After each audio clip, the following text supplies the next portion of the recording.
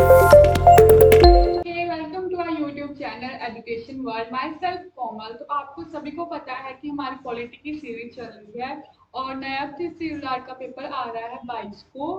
तो आपके लिए बहुत हेल्पफुल रहेंगी। Please go through from this all these videos of polity. आपको बहुत सारे क्वेश्चंस मिलेंगे। हमने पहला सीरीज में चैप्टर किया है शेड्यूल्स, सेकंड में हमने फंडामेंटल ड्यूटीज की हैं। आज हम फंडामेंटल ड्यूटीज के रिलेटेड क्या करेंगे, एमसीक्यू करेंगे जो प्रीवियस पेपर्स में आए हुए हैं। पहला क्वेश्चन है हमारा, the constitution of India adopted fundamental duties from the constitution of India. हमने किसके संविधान में से फंडामेंटल कर्तव्य लिए हैं, मौलिक कर्तव्य लिए हैं? तो वो है रशिया। मैंने ये आपको बताया था कि यूएसएसआर से हमने लिए हैं हमारे फंडामेंटल ड्यूटीज। और रशिया की राजधानी मॉस्को, जापान की राजधानी टोक्यो।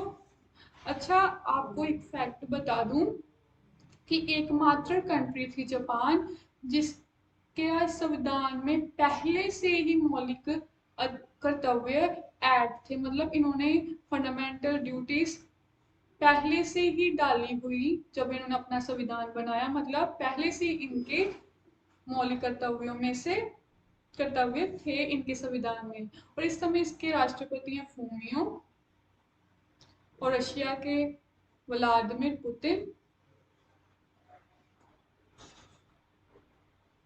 और ब्रिटेन की राजधानी लंदन। और इस समय इसके प्रधानमंत्री हैं बोरिस जॉनसन, और अमेरिका की राजधानी वॉशिंगटन डीसी और Joe Biden. When fundamental duties were added in the Constitution of India, कब fundamental duties हमारे संविधान में ऐड की गई? ये मैंने बताया था कि किस अमेंडमेंट से ऐड की गई है। 42nd amendment 1976। तो 1976 में ऐड की गई होंगी। और उस समय हमारे पीएम थी इंदिरा गांधी, और राष्ट्रपति थे Fakhruddin Ali Ahmad, Fakhruddin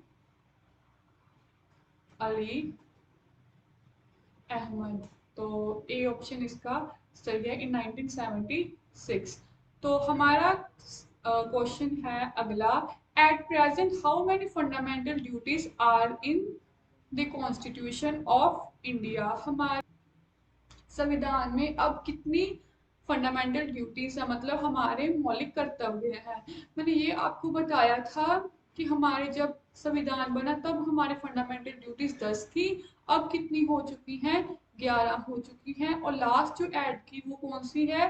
right to education. हमने बच्चों की एजुकेशन जो 6 से 14 है उनको एजुकेशन प्रोवाइड करनी है। ये हमारी ड्यूटी बनती है 6 to 14 को एजुकेशन प्रोवाइड करनी है।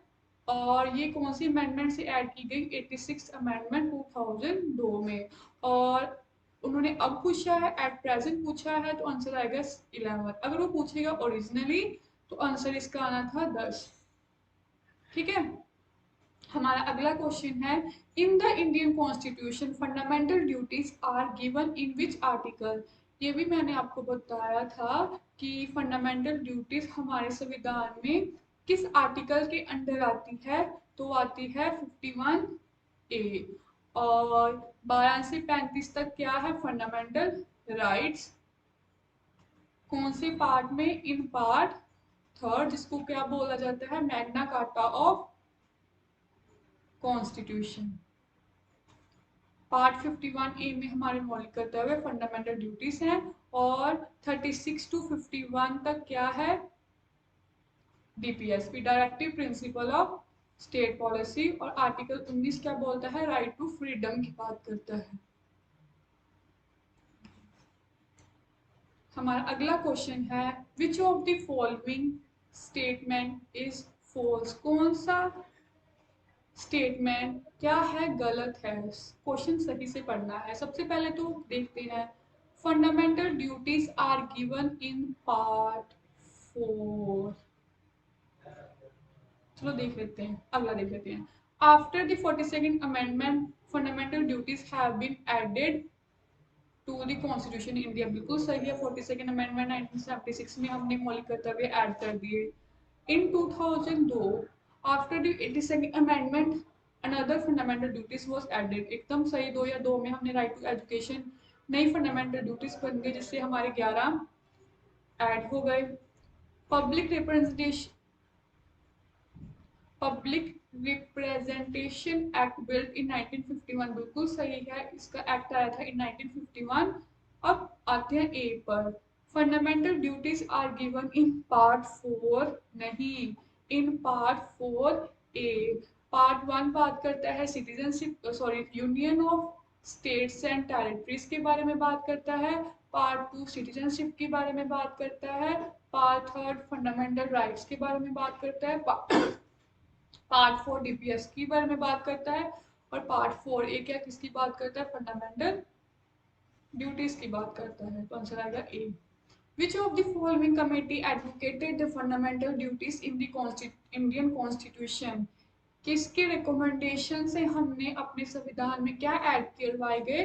फंडामेंटल ड्यूटीज ऐड करवाई गई। तो मैंने बोला था कि इंदिरा गांधी और फखरुद्दीन अहमद की उस समय गवर्नमेंट थी, उसने कौन सी कमेटी बिठाई थी? सरदार स्वर्ण सिंह कमेटी बिठाई थी, जिसके रिकमेंडेशन से हमारे संविधान में क्या ऐड करवाया गया? फंडामेंटल ड्यूटीज ऐड करवाई गई। Which of the following is not a fundamental duty? कौन सा इसमें जो हमारी फंडामेंटल ड्यूटी नहीं है? सेफ गार्डिंग पब्लिक प्रॉपर्टी है, हमने अपने जो पब्लिक प्रॉपर्टी है उसको खराब नहीं होने देना, जैसे प्ले ग्राउंड हो गए, खराब नहीं होने देना। To obey the parents, to make compulsory education, तो अभी अभी मैंने बताया कंपल्सरी एजुकेशन प्रोवाइड करवानी है 6 to 14। टू स्प्रेड ब्रदरहुड, हाँ, भाईचारा बना के रखना, ये भी हमारी ड्यूटी है। हमारी second duty to obey the parents, लेकिन हर इंसान की ये फंडामेंटल ड्यूटी होनी चाहिए, पक्की होनी चाहिए टू ओबे द पेरेंट्स, लेकिन हमारे संविधान में ये ड्यूटी नहीं है। तो आंसर आएगा बी। हमारा अगला क्वेश्चन है, which constitution amendment act was passed to provide compulsory education to children between 6 to 14?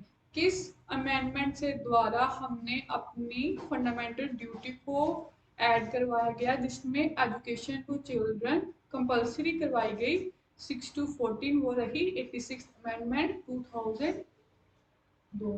अभी वैसे हमने फंडामेंटल राइट करना है, तो याद रखना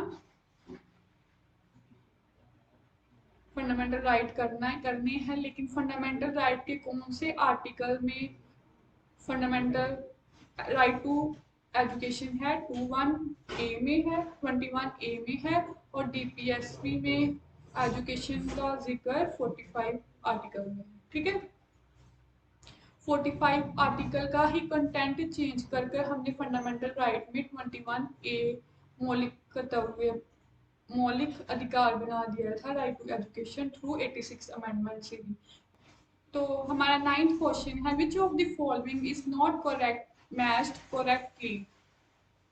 तो फॉरेस्ट कंजर्वेशन एक्ट बिल्कुल सही, 1980 का एक्ट है। Wild life protection act, public representation act बिल्कुल सही, 1951 का है। सिविल ड्यूटीज प्रोटेक्शन एक्ट 1955 का है, B option. Wild life protection act 1974 का नहीं है, 1972 का है।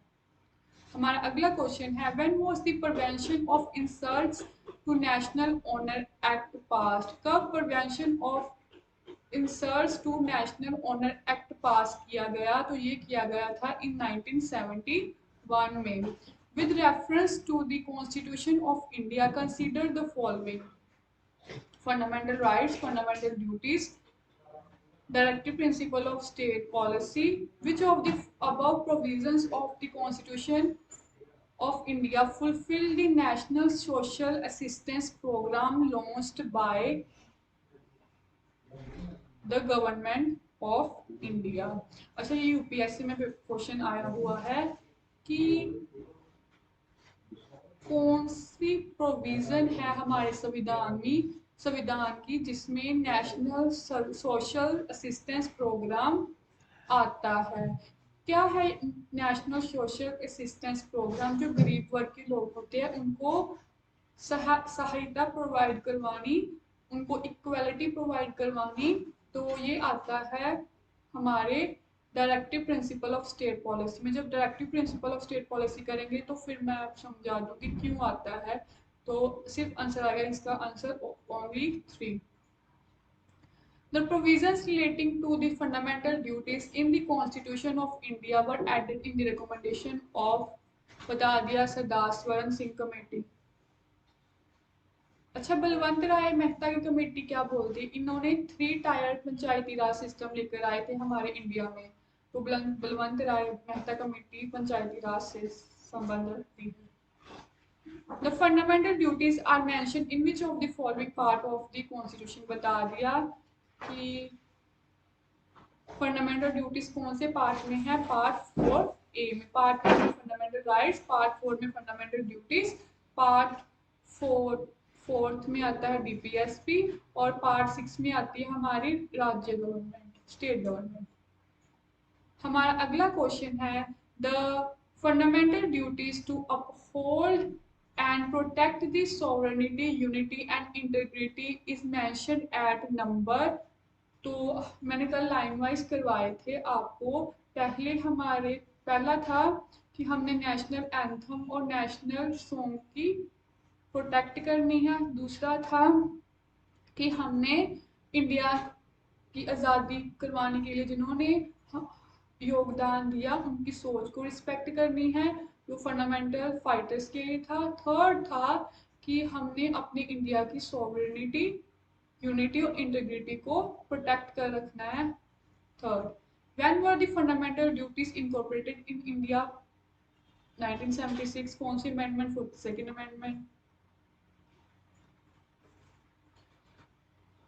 तो आई होप आपको लेक्चर पसंद आया होगा। बाय।